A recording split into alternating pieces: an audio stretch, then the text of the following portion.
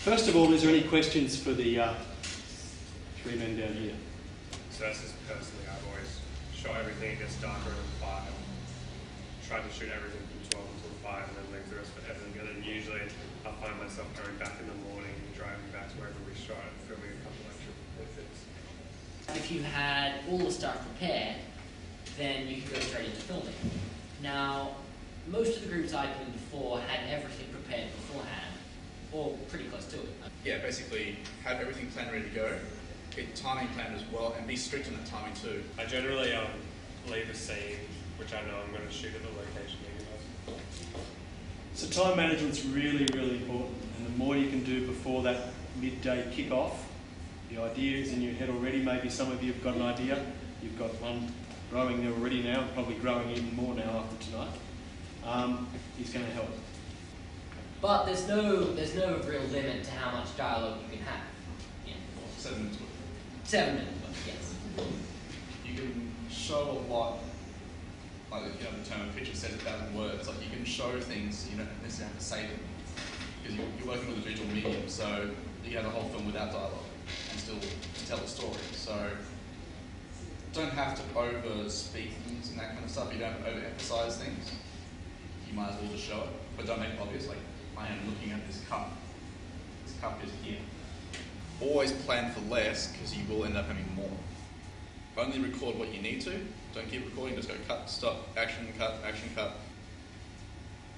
Yeah, cut it short. And also with the editing, don't think that the cut is all that you need to do.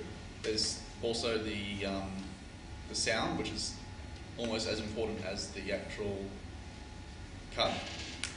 Basically, Atmos is where you record a scene and then you record, say, a minute where you're just, say, filming the ceiling and the background noise.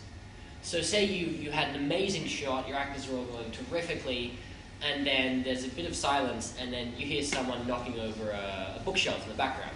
If you have Atmos, you can cut that out and replace it with an underlying background track that will basically make it sound better. Quiet. So yeah, that's just a lesson I learned. But you only had 24 hours. Exactly. So my problem was I think we stopped filming at probably around 5 p.m.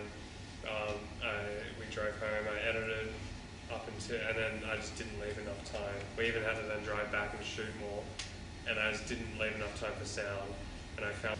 And it's easier to deal with stuff in the modern times than it is to deal with, I don't know, something. Period piece. Yes, period, or set in fantasy, ancient sort of stuff.